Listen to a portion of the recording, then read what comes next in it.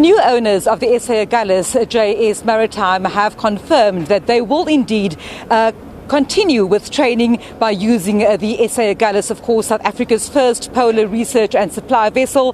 Today sees the official handing over from SAMSA to the new company. But of course, those interested in the maritime fields are also participating in the festivities here today. I'm joined now by Mr. Odwa Mtati. He is the CEO of the South African International Maritime Institute. Mr. Mtati, a very warm good day to you. As someone in the training arena, the sale of the SA Agulhas not really concerning to you, because we understand that this vessel will still be used in training, it will still be based in Cape Town, and it will still fly under the South African flag. Your views on this transaction? No, we appreciate the opportunity. We are the coordinator of the National Sea Cadetship program in the country. We've got about 419 active at the particular moment. So for us, the fact that it is retained in the country affords, some of those learners an opportunity to be trained, and then secondly to find employment, because the critical part is for people not just to be trained, but for them to be afforded employment opportunities.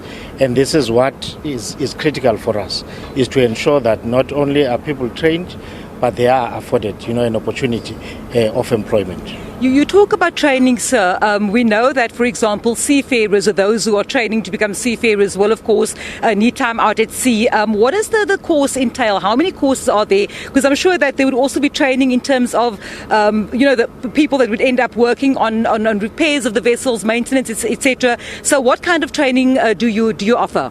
No, we don't offer it ourselves. We coordinate the program. There are 3 institutions in the country that offer the actual training. One, it is Mandela University. 2, it is the Cape Peninsula University of Technology. And then it is the Durban University of Technology. So on behalf of the HET and funded by the National Skills Fund, we coordinate that. So ours is to raise maritime awareness. That's why we have got a program called Dive in which we encourage learners from a younger age to have access to it, so that they can have sight of the possibilities of opportunities within the sector itself, so that by the time they get to high school, at least there's some level of awareness of those possibilities.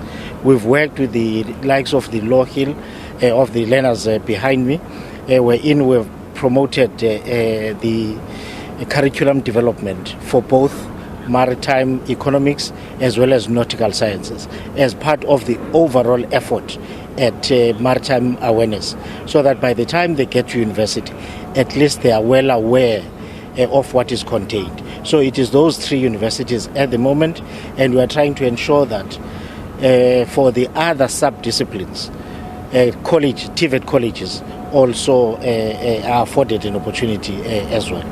Mr. Odwa Mtati, thank you so much for speaking to, of course, there, explaining to us about the coordination of the cadet program, and saying that over 400 students are part of that program from the various universities. Actually, you also mentioned a dedicated school in Simonstown. I'm going to bring in some of those students right now. If you're okay joining me.